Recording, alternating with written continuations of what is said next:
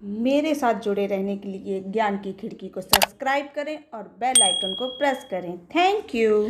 नमस्कार दोस्तों, कैसे हैं आप लोग। स्वागत है आपका अपनी ज्ञान की खिड़की में। आज ज्ञान की खिड़की में हम बात करने वाले हैं प्रोसेस शेड्यूलिंग के बारे में। आज की वीडियो में हम डिस्कस करेंगे कि प्रोसेस शेड्यूलिंग होती क्या है, वो कितने प्रकार की होती है। उसके बाद हम बात करेंगे प्रोसेस शेड्यूलर के बारे में, जिन्हें हम प्रोग्राम शेड्यूलर के नाम से भी जानते हैं, और वो कितने प्रकार के होते हैं। तो आइए बिना किसी देरी के हम अपनी वीडियो की शुरुआत करते हैं और सबसे पहले बात करते हैं प्रोसेस शेड्यूलिंग की। तो जो प्रोसेस शेड्यूलिंग है वो दो शब्दों से मिलकर बनी है। सबसे पहला हमारा हो गया प्रोसेस और सेकेंड है हमारा शेड्यूलिंग। तो प्रोसेस का मतलब क्या होता है, जब कोई प्रोग्राम एग्जीक्यूशन की स्टेट में होता है तो वह प्रोसेस कहलाता है। इसके अलावा शेड्यूलिंग क्या होती है, किसी भी कार्य को कंप्लीट करने के लिए एक सीक्वेंस क्रिएट किया जाता है जिसे हम शेड्यूलिंग बोलते हैं। तो प्रोसेस शेड्यूलिंग की डेफिनेशन क्या हो गई।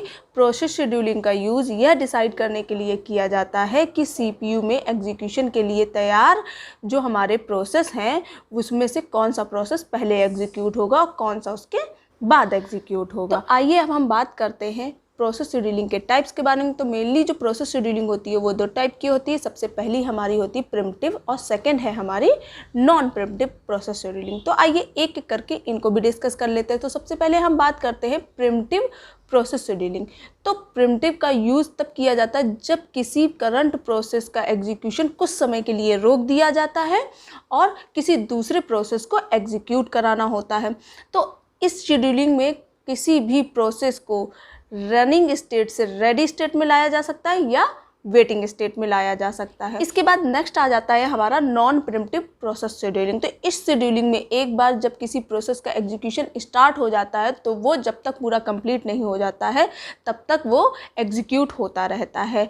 अगर बाई चांस कभी किसी प्रोसेस को रिसोर्स की कमी की वजह से वेट करना पड़ता है या रुकना पड़ता है, उसका एग्जीक्यूशन रोकना पड़ता है, तो वह वेटिंग स्टेट में जा सकता है। इसके बाद नेक्स्ट बात आती है हमारी शेड्यूलर की। तो ऑपरेटिंग सिस्टम में किसी भी प्रोसेस को शेड्यूल करने के लिए किसी पर्टिकुलर प्रोग्राम या फंक्शन की ज़रूरत होती है, एक टेक्निक की ज़रूरत होती है जिसे हम क्या बोलते हैं, शेड्यूलर। तो मीन्स जब भी किसी प्रोसेस को एक सीक्वेंस में एग्जीक्यूट कराना होता है, मीन्स उसको शेड्यूल करना होता है, तो उसके लिए हम क्या यूज़ करते हैं, शेड्यूलर यूज़ करते हैं। तो आइए इसके बाद बात कर लेते हैं हम शेड्यूलर के टाइप की। तो मेनली जो प्रोग्राम शेड्यूलर होते हैं वो तीन टाइप के होते हैं। सबसे पहले हमारा आ जाता है लॉन्ग टर्म शेड्यूलर, सेकंड है हमारा मिड टर्म शेड्यूलर और लास्ट में आता है हमारा शॉर्ट टर्म शेड्यूलर। तो आइए एक एक करके इन तीनों के बारे में भी हम जान लेते हैं। तो सबसे पहले हमारा आ जा रहा है long term scheduler. Long term scheduler हमारा क्या करता है, लॉन्ग टर्म शेड्यूलर यह डिसाइड करता है कि रेडी क्यू में कितने प्रोसेस होंगे। मीन्स यह एक सीक्वेंस में मेन मेमोरी जैसे रोम में प्रोसेस को एग्जीक्यूशन के लिए लोड करता है। किसको एग्जीक्यूट करने के लिए लोड करता है, प्रोसेस को। कहाँ से लोड करता है, सेकेंडरी मेमोरी से। मींस इसका काम क्या होता है, सेकेंडरी मेमोरी से ये प्रोसेसर्स को सेलेक्ट करता है और इसे मेन मेमोरी मींस इसे रोम या रैम प्राइमरी मेमोरी में लोड करता है ताकि उनका एक सीक्वेंस बन सके कि कितने प्रोसेस हमारे एग्जीक्यूट होंगे। ठीक है, ये तो हमारा हो गया लॉन्ग टर्म शेड्यूलर। इसके बाद नेक्स्ट आ जाता है हमारा मिड टर्म शेड्यूलर। तो मिड टर्म शेड्यूलर कब यूज़ होता है, जब कोई भी प्रोसेस एग्जीक्यूट हो रहा होता है और बीच में उसे इनपुट आउटपुट ऑपरेशन की नीड होती है। मीन्स उसे इनपुट आउटपुट डिवाइस के लिए वेट करना होता है। तो ऑपरेटिंग सिस्टम उसे क्या करता है, प्रोसेस को ब्लॉक क्यू में सेंड कर देता है। उसके बाद जब क्या होता है, process input output operations perform कर लेता है, मींस उसका प्रोसेस कंप्लीट हो जाता है, तो उसके बाद फिर से उसे रेडी क्यू में एंटर करा दिया जाता है। तो ये जो भी सारे डिसीजंस होते हैं वो किसके थ्रू लिए जाते हैं, मिड टर्म शेड्यूलर के थ्रू। मिड टर्म शेड्यूलर क्या है, एक स्वीपिंग का पार्ट होता है। मींस इसके थ्रू स्विपिंग होती है। मींस आपका रनिंग स्टेट पे कोई प्रोसेस है, उसे अगर वेटिंग स्टेट में लेके आना है तो वहाँ पर हमारा हो जाएगा मिड टर्म शेड्यूलर यूज़ होगा। ठीक है, और फिर वेटिंग स्टेट से हमारा क्यू किस क्यू में जाएगा, रेडी स्टेट में जाएगा। तो वहाँ पर भी जो शेड्यूलर यूज़ होगा वो हमारा क्या होगा, मिड टर्म शेड्यूलर यूज़ होगा। इसके बाद नेक्स्ट आ जाता है हमारा शॉर्ट टर्म शेड्यूलर। तो जो शॉर्ट टर्म शेड्यूलर होता है वो क्या करता है, वो रेडी क्यू में जितने भी प्रोसेस हमारे प्रेजेंट हैं, मीन्स उसमें उपस्थित हैं उनको एक एक करके CPU को एग्जीक्यूशन के लिए प्रोवाइड कराता है। मीन्स उनको CPU प्रोवाइड कराता है हर एक प्रोसेस को एक एक करके। तो मीन्स शॉर्ट टर्म शेड्यूलर यह डिसाइड करता है कि कौन सा प्रोसेस अब एग्जीक्यूशन के लिए जाएगा, किसके पास जाएगा, CPU के पास जाएगा।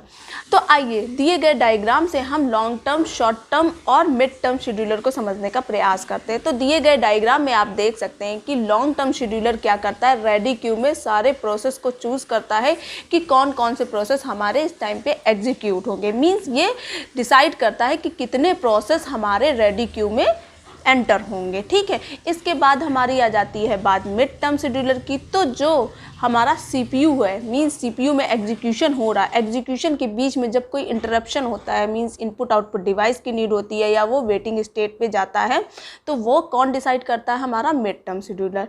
इसके बाद बात आ जाती है शॉर्ट टर्म शेड्यूलर की। तो जो रेडी क्यू से, मीन्स वहाँ से CPU कौन से प्रोसेस को एग्जीक्यूट करेगा, ये कौन डिसाइड करता है, हमारा शॉर्ट टर्म शेड्यूलर। तो आई होप इस डायग्राम के थ्रू आपको समझ में आ गया होगा कि long term scheduler, short term scheduler और मिड टर्म शेड्यूलर क्या होते हैं और कैसे काम करते हैं, इनका क्या क्या काम होता है। अगर वीडियो आपको पसंद आई तो प्लीज़ इसे लाइक कीजिए, ज़्यादा से ज़्यादा लोग को शेयर कीजिए और कमेंट बॉक्स पे इसका रिव्यू देना ना भूलिए।